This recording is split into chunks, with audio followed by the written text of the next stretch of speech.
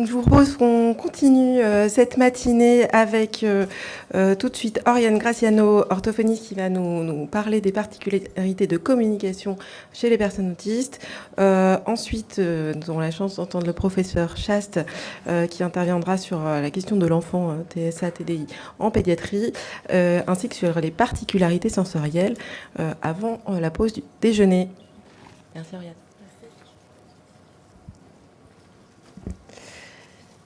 Bonjour, donc moi en tant que bonne orthophoniste, je vais vous parler de communication aujourd'hui. Donc je travaille en pédopsychiatrie, j'ai parfois tendance à avoir un focus pédiatrique, mais je vais essayer de faire bien attention de parler des enfants et des adultes.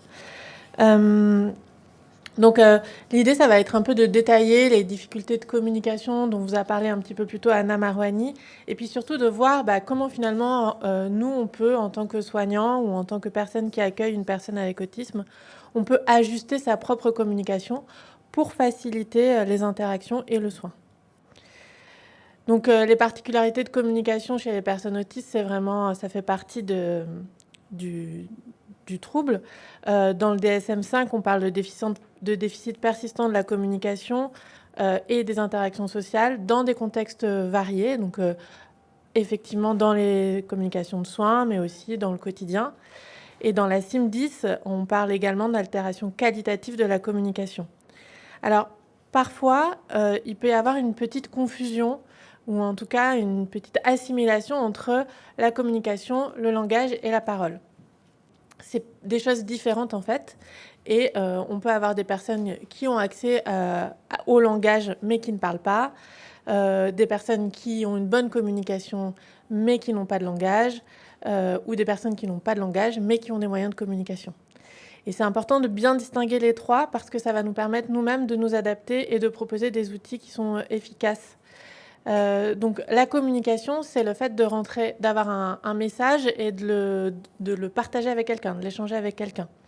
Donc il faut qu'il y ait forcément quelqu'un qui émet un message et quelqu'un qui le reçoit. Quand je parle tout seul chez moi, je communique pas vraiment en fait, mais ça m'empêche pas d'utiliser du langage. Mais comme il y a personne qui reçoit mon message, c'est pas de la communication. Et cette communication, elle peut prendre plein de formes différentes. Quand vous envoyez un petit SMS, ou même maintenant, vous savez, vous pouvez réagir à des messages en rajoutant un petit emoji, un petit pouce en l'air, ou un petit emoji, je sais pas moi, vomir un message. Vous communiquez sans utiliser vraiment de langage, juste en utilisant une image. On peut communiquer avec des gestes. Là, j'accompagne mon discours de gestes. En fait, ça rajoute un message à ce que je dis avec mes mots. On peut communiquer avec des mimiques. On peut communiquer avec son corps. Et puis, on peut communiquer avec des pictogrammes, et on va le voir de manière un petit peu plus formelle ensuite. Et puis, la langue, là, c'est un système codifié, souvent avec une organisation grammaticale, syntaxique, et on peut en maîtriser plusieurs, le français, l'anglais, mais vous savez, on parle aussi de la langue des signes ou de langage informatique, et on parle bien de langue, là. Et donc, on peut maîtriser ces langues, mais quand même avoir des difficultés de communication. Le message vraiment le plus important à retenir, c'est vraiment cette idée de pour communiquer, on a besoin d'un interlocuteur. Et vraiment, nous, notre rôle en tant que personne qui accueille quelqu'un d'autiste, ça va être d'être le meilleur interlocuteur possible. Pour revenir un petit peu sur le trouble du langage. Donc, le trouble du langage, c'est un trouble en fait de comorbidité avec le trouble du spectre de l'autisme. Ça veut dire que il y a plus de personnes avec un trouble du spectre de l'autisme qui présentent un trouble du langage que dans la population générale, mais que ce n'est pas forcément le cas. Toutes les personnes autistes ne présentent pas un trouble du langage. Le trouble du langage, il peut se manifester sur deux versants, à la fois sur le versant compréhension, j'ai du mal à comprendre ce que les personnes me disent, et à la fois sur un versant expression, j'ai du mal à moi-même utiliser ce langage. C'est pas forcément homogène, on peut avoir plus de difficultés à s'exprimer que de difficultés à comprendre, et parfois on peut avoir un niveau de langage expressif qui semble pas trop mal, mais avoir des difficultés majeures de compréhension. Donc là aussi, c'est important de pouvoir faire la différence et de se dire c'est pas parce que la personne parle pas ou peu qu'elle ne comprend pas du tout ce que je dis, ou à l'inverse, c'est pas parce qu'elle parle finalement pas trop mal qu'elle comprend tout ce que je dis. Alors quand je dis langage, de quoi je parle? Je parle du fait que les mots peuvent être déformés. La personne, elle dit des choses, ça ressemble à du français, mais les mots sont pas tout à fait dits correctement. ce qu'on voit dans le développement typique des enfants, par exemple, les enfants qui disent cocodile au lieu de crocodile. Bon, ben voilà, le mot est un petit peu déformé. On peut avoir un vocabulaire réduit, c'est-à-dire on a un stock de mots à notre disposition qui est un peu moins grand que le stock de mots d'une même personne au même âge, si on parle en développement. Donc on va utiliser des mots un peu génériques, par exemple, on va manquer de précision, on va avoir tendance à parfois recourir à des mots un peu genre c'est un truc, c'est une chose, à avoir du mal un petit peu à aller dans le détail. Et puis, on peut avoir des difficultés au niveau syntaxique. Donc là, c'est difficile de faire des phrases. La personne, elle va s'exprimer plutôt par mots isolés. Elle va dire, je sais pas moi, manger, au lieu de dire je veux manger. Elle va pouvoir faire des petites erreurs dans sa phrase. Par exemple, dire je vais je vais chez ma maison au lieu de dans ma maison. Voilà, des erreurs comme ça.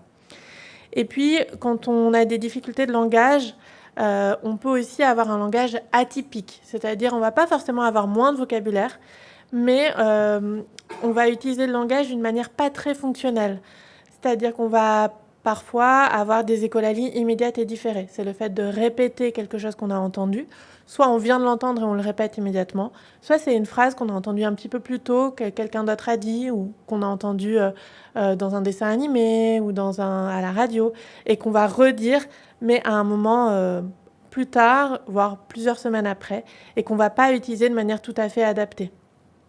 Donc pareil, ça peut être des phrases sorties de leur contexte.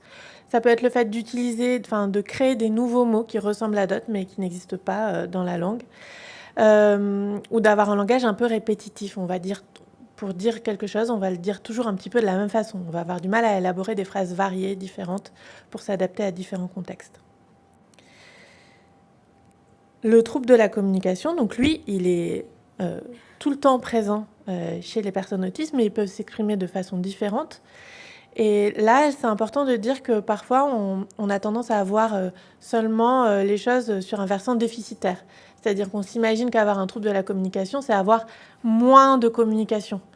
Mais en fait, c'est pas toujours le cas. Parfois, c'est juste ces indices de communication, ils sont juste atypiques, pas utilisés de la façon typique. Donc, par exemple, le contact visuel, c'est pas forcément une personne autiste, c'est pas forcément une personne qui n'a pas de contact visuel. Mais ça peut être des difficultés à ajuster ce contact visuel dans l'interaction. Ça peut être un contact visuel qui est presque un peu trop présent. C'est-à-dire la personne nous regarde un petit peu trop longtemps dans les yeux. La proxémique, c'est ce qui concerne la façon dont notre corps se déplace en fonction des autres. Donc, par exemple, le fait que quand vous entrez dans un ascenseur, vous n'allez pas vous coller à quelqu'un.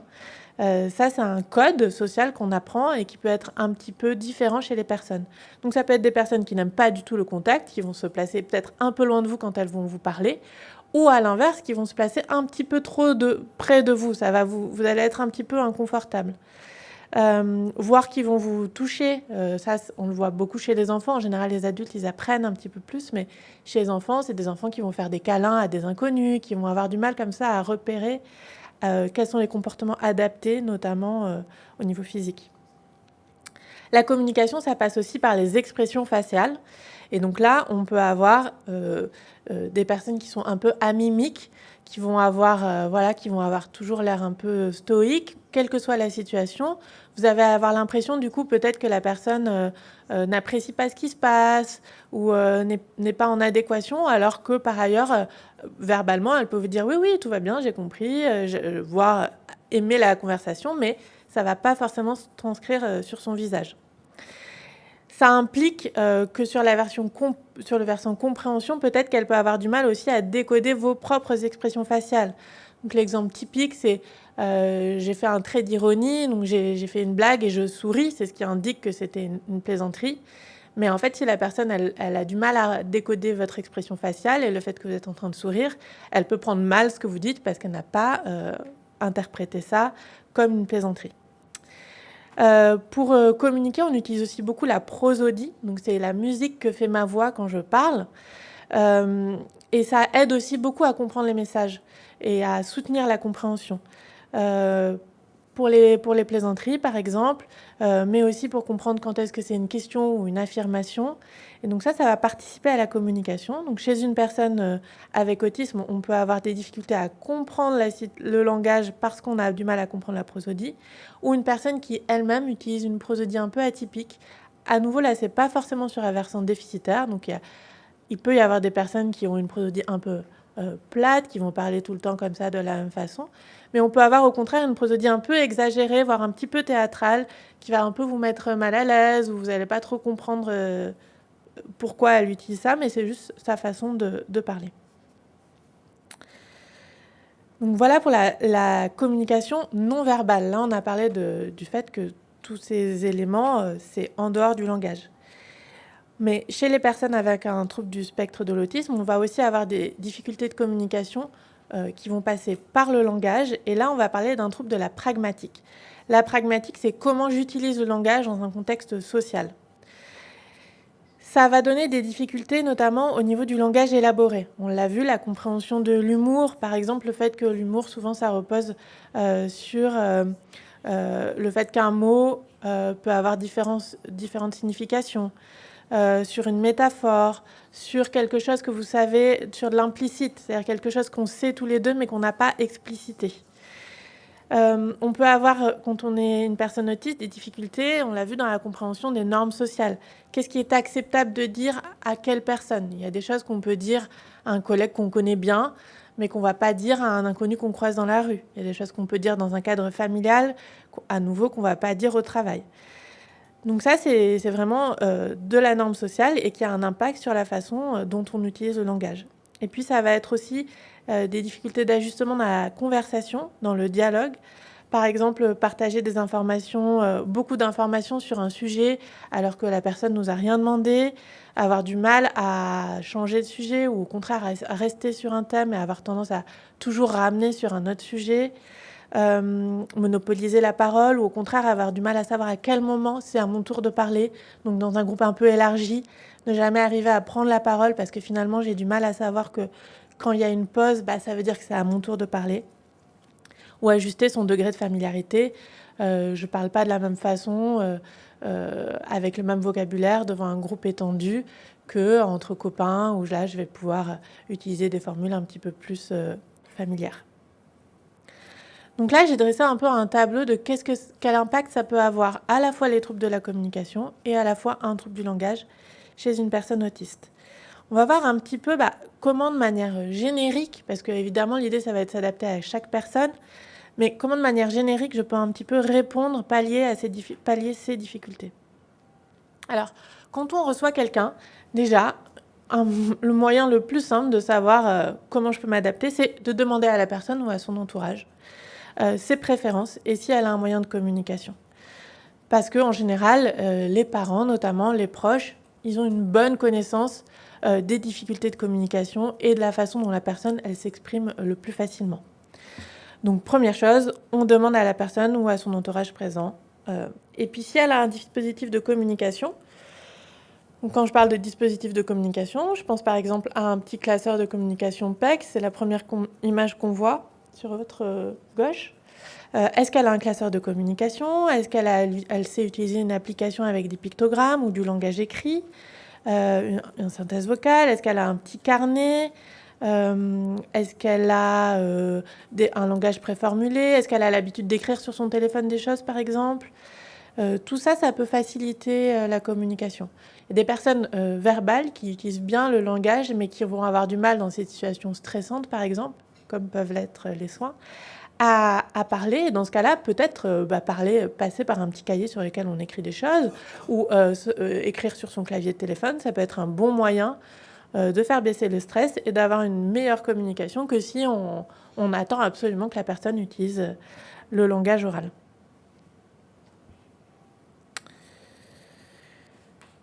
Nous-mêmes, on va pas hésiter à privilégier la multimodalité. Donc, pour soutenir la compréhension notamment, il ne faut pas hésiter à mimer ce qui va se passer, à montrer des images. Si vous avez une petite plaquette sur comment se déroule un IRM, par exemple, vous allez aller chercher la plaquette, ou vous allez chercher sur votre photo, vous sortez Google, vous cherchez sur votre téléphone une image de l'endroit ou du soin qui va se passer. Écrire, si par exemple vous expliquez à la personne un petit déroulé, d'abord vous allez faire ça, puis ensuite ça, pas hésiter à réécrire tout, parce que vous l'avez vu, on parle aussi de personnes qui peuvent avoir des difficultés de planification, donc ça va être difficile de retenir toutes les étapes. Donc voilà, pas hésiter à passer par l'écrit, même si c'est une personne qui n'est pas tout à fait lectrice, juste voir qu'il y a différentes étapes, on raye une fois qu'il y en a une qui est finie, ça peut soutenir un petit peu la compréhension. Et puis, adapter notre façon de parler à l'interlocuteur. Utiliser des mots simples. En médecine, en soins, on utilise beaucoup de jargon. Même là, moi, dans ma présentation, j'ai parlé d'écolalie, de jargon, de communication alternative et augmentée. Tout ça, si la personne ne le connaît pas, ça n'a pas trop de sens. Donc, ne pas hésiter à revenir à des mots simples qui n'ont pas différents sens.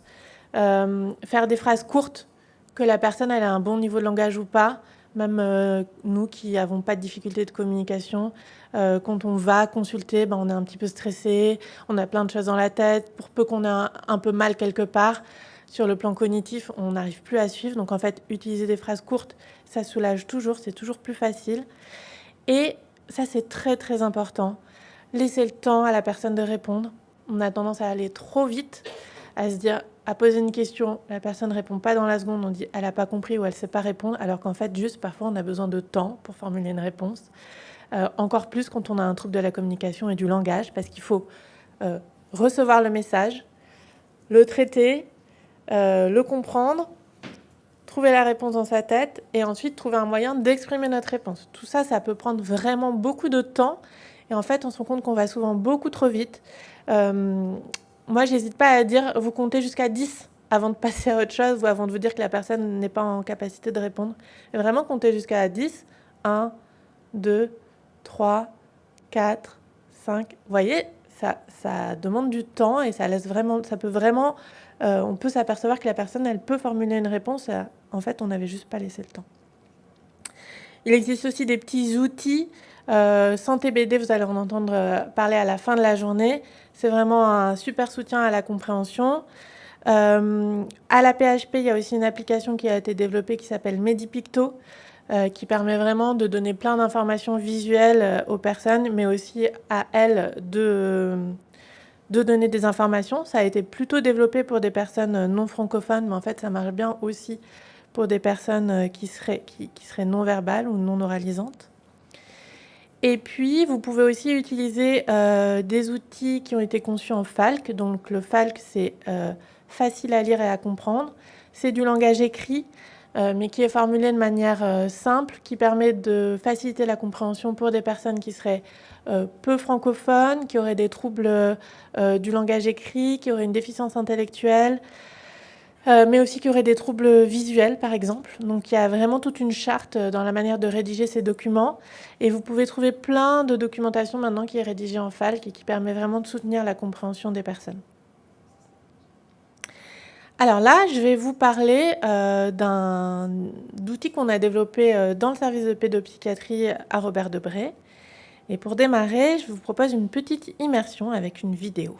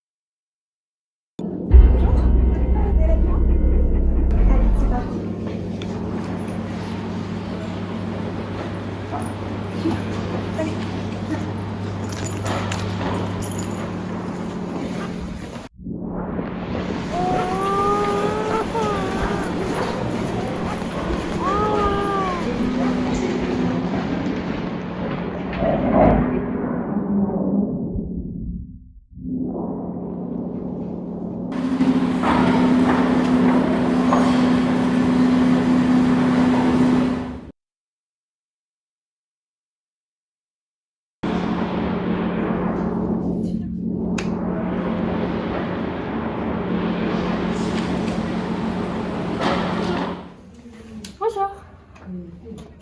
On va jouer.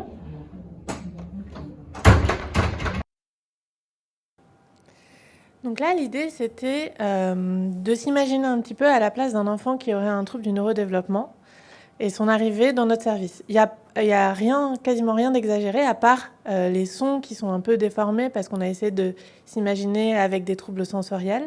Mais sinon, le circuit, c'est vraiment celui qu'on fait quand on vient en pédopsychiatrie. Et on voit que, en fait, forcément, dès le départ, on crée des conditions pour que la communication soit mauvaise. Il n'y a rien à hauteur de l'enfant, on ne s'adresse pas à lui, il y a beaucoup de bruit, il y a des temps d'attente. Enfin, vraiment, on se met forcément dans une situation de difficulté de communication. Donc notre problématique, c'était ça. C'était comment on fait pour faciliter l'accueil de ces enfants, notamment l'arrivée dans le service, et comment on fait pour développer un peu les compétences des professionnels qui les rencontrent. Sachant que c'est une question qui est universelle, qui se pose dans tous les services de soins, puisque la prévalence des TND dans la population générale, c'est 5 à 10%. Il y a une grande partie de ces enfants qui ont des difficultés à communiquer, à parler, à élaborer un discours et à comprendre, et que donc tous les professionnels de santé vont accueillir ces enfants.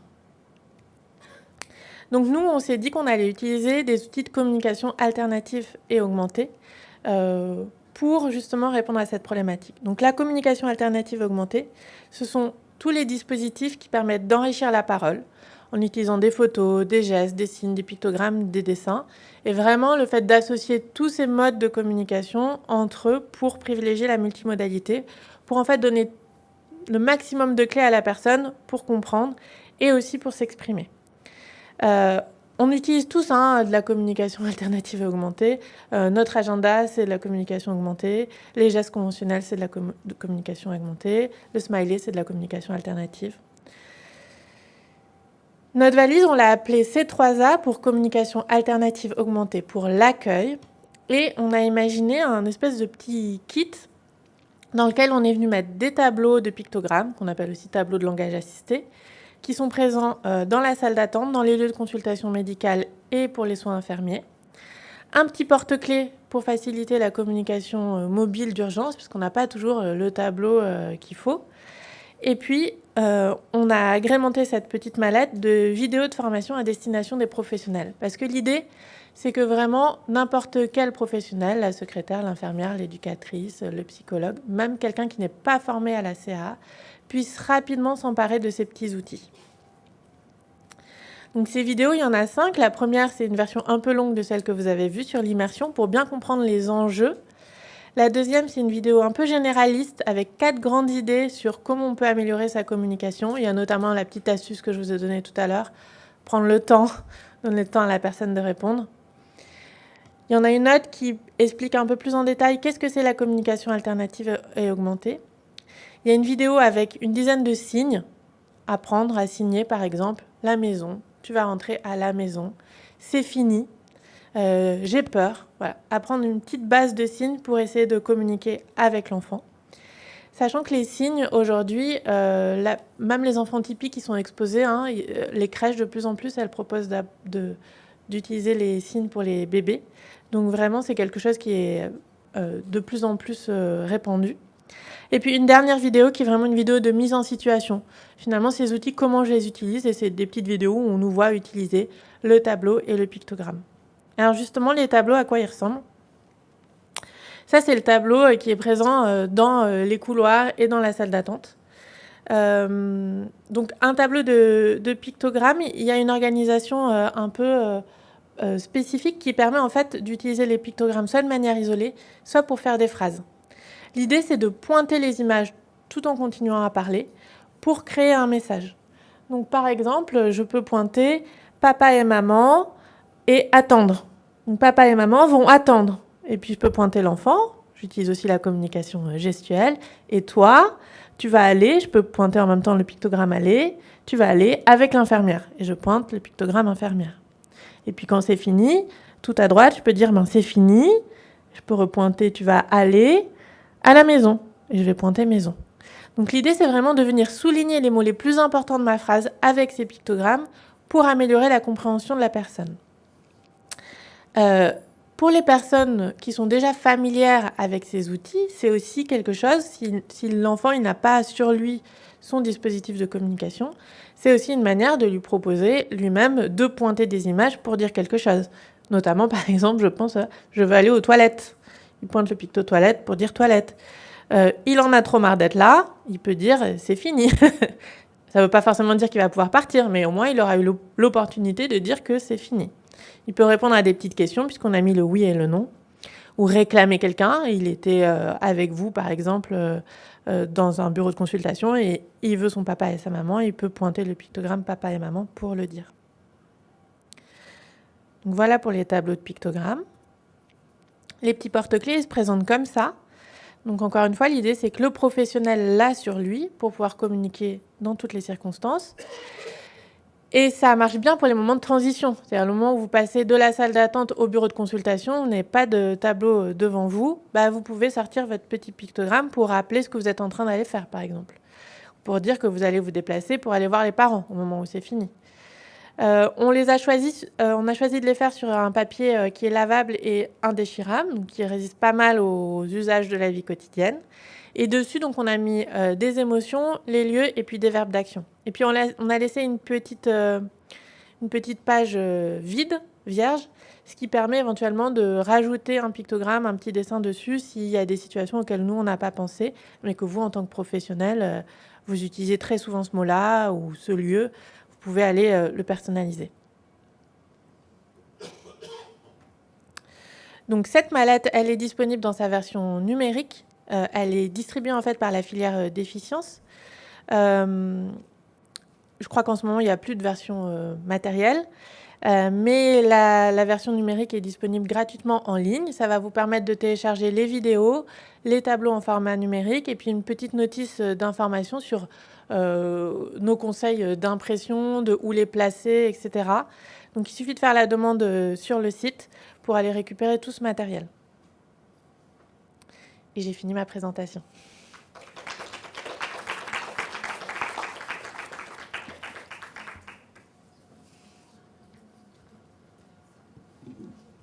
Merci beaucoup. On a le temps de prendre quelques questions dans la salle. Et puis après, je relayerai les commentaires et questions des personnes qui sont à distance.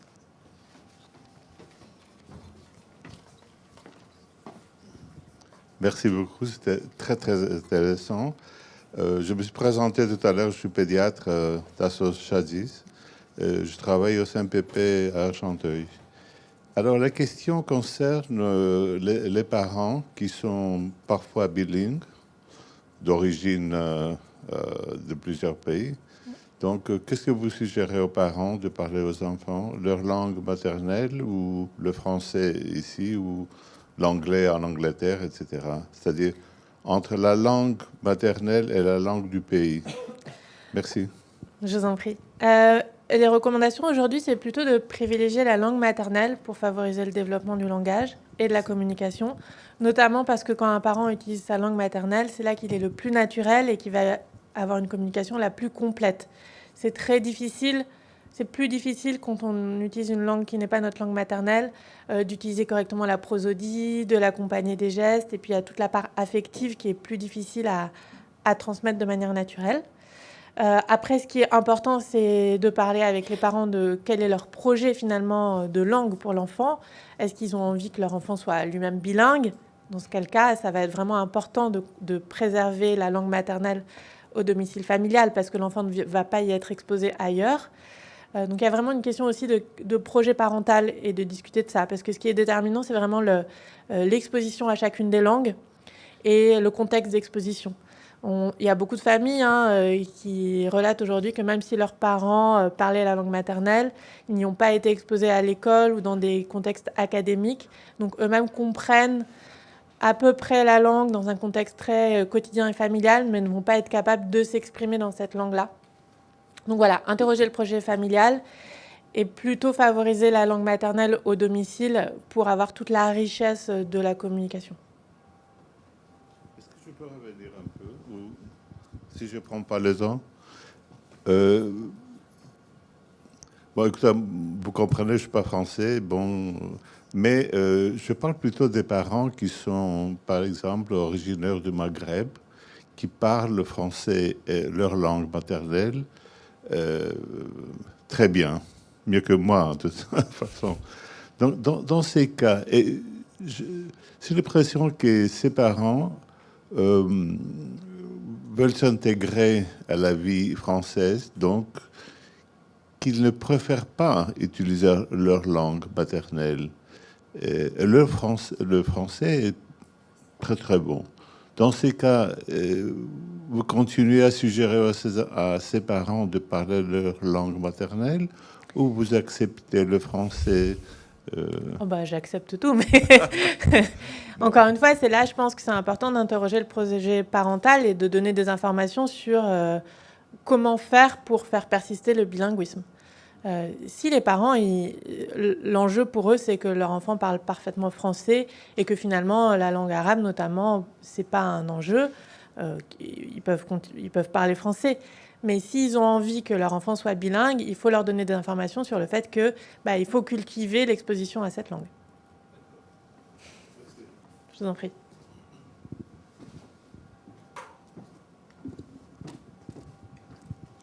Bonjour, Dorothée Montagutelli, pédiatre chez Coactis Santé. Je voulais savoir s'il y a une déclinaison adulte de la mallette C3A. J'ai cru comprendre qu'elle était c'est en travail, effectivement.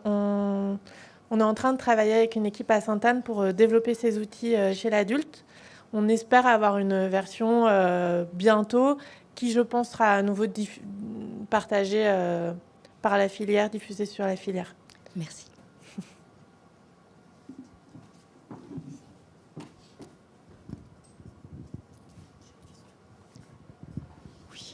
Merci pour cette présentation. Bonjour, je suis cadre de santé dans un foyer d'accueil médicalisé. Et puis, dans notre établissement, on accueille de plus en plus de jeunes adultes sortant d'IME avec des outils de communication. Donc, c'est quelque chose qui a fait écho en moi. Je voudrais juste revenir sur votre présentation. Est-ce qu'il serait possible de nous expliquer un petit peu comment vous accompagnez au quotidien l'appropriation de ces outils de communication sur la temporalité et selon l'âge? Est-ce que vous pouvez nous en parler un peu plus, s'il vous plaît? Oui, alors c'est vraiment un vaste sujet. Mais peut-être l'idée principale que j'ai envie de partager là, c'est le fait qu'effectivement, l'outil en soi ne fait pas tout. La métaphore la plus facile à comprendre, c'est pas parce qu'on vous donne un piano que vous devenez pianiste. Donc pareil pour un outil, c'est pas parce qu'on donne un classeur de communication à quelqu'un qui va savoir s'en servir immédiatement. D'ailleurs, nous-mêmes qui n'avons pas forcément de troubles, ça peut être un peu impressionnant au début. En fait, ce qui va être très important, c'est ce qu'on appelle la modélisation. C'est-à-dire, c'est le fait que les personnes dans l'entourage de la personne utilisent elles-mêmes cet outil pour communiquer.